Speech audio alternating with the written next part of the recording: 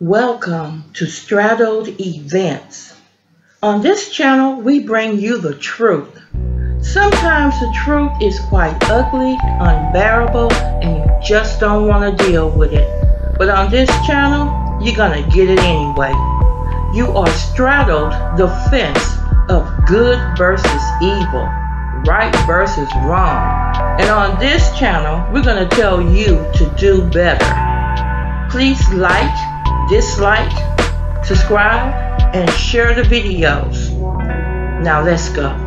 We are getting a look at the new mugshot of Francisco Oropesa. He is accused of killing 5 people last Friday. We've also learned that his wife was arrested this morning for helping him hide from authorities. The families of those killed now making funeral arrangements for their loved ones. They have been identified as Sonia Guzman and her son Daniel Enrique Lazo. Jonathan Caceres, his girlfriend Abdullah Molina, and Diana Velasquez were also killed. The shooting happened in San Jacinto County, just west of Cleveland.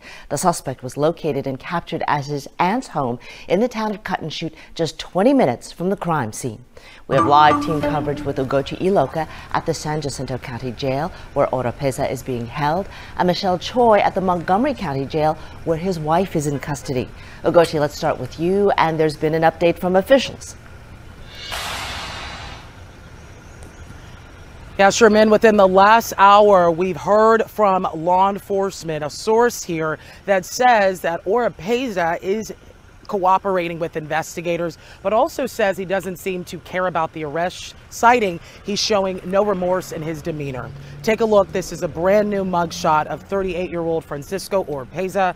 New this afternoon, the deputy sheriff says he's placed in a certain part of the jail that requires he wears this vest for protection, example, preventing suicide. He wants to be clear, though, Oropesa isn't suicidal. He's charged in the shooting rampage of 5 people. Right now, another man involved in helping Oropesa is booked in jail on a separate, unrelated charge. New this afternoon, the DA explains how that man is connected with Oropesa escaping from police day 1 of the manhunt. What was his role in hindering?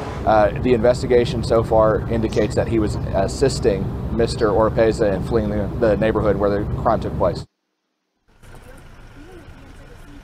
Yeah, and the suspect, the DA says, somehow related to Oropesa, either being an associate or a friend. That is something they're investigating. As in terms of another person that is involved in this case and was charged in connection to it, his wife was also charged. That's where we send it to Michelle Choi. She's live in Montgomery County, where that wife is being currently held in the jail. Michelle? What do you have, Michelle? Yeah, Gochi and Sherman, the Montgomery County Sheriff's Office confirmed to me that Oropesa's wife was booked here into the Montgomery County Jail overnight. Now, she was arraigned this morning. Her bond now set at $250,000. She's one of multiple people arrested in connection to this case. She's accused of helping hide her husband. Now, take a look at her latest booking photo. This is 52-year-old Divimara Nava. According to jail records, Nava was arrested by DPS at the same home Oropesa was found hiding in on Summer Hollow Drive in Conroe before he was taken into custody last night. We also have new video of Nava handcuffed and speaking with officers before her arrest. Jail records show this happened just before 3 this morning. Nava is now facing a felony charge of hindering apprehension, and according to San Jacinto County District Attorney Todd Dillon, he says Nava previously denied knowing about Oropesa's whereabouts to authorities, but in reality, he says she had been helping him all along. What we believe that Ms. Nava was doing is that she was providing him with material aid and encouragement, food, clothes, and had arranged transport to this house. Yeah, jail records show Nava isn't legally married to Oropesa, but records show the two share a home in the neighborhood near Cleveland where the deadly shooting unfolded, and authorities have also referred to her as his wife. It's also still unclear who owns the home Oropesa was found hiding in. From what we've been able to track down so far, court records show it appears it may be his aunt's house. Now, neighbors familiar with the couple tell us the two have a son together. However, at this time, we do not know where that child is. We'll keep you posted. Sherman, back to you. Thank you, Michelle. We have been going through the timeline of the hours and days leading up to this arrest, putting the facts together to help you understand how things played out. Now, it all started Friday night on April the 28th when neighbors asked Oropesa to stop shooting his gun on his property because a young child was trying to sleep. Authorities say that's when Oropesa went next door, killed 5 people, and went on the run.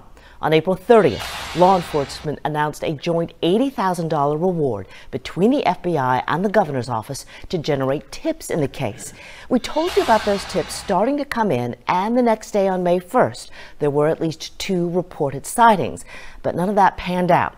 Then finally, May 2nd, a break. The FBI says a tip came in at 5:15 last night.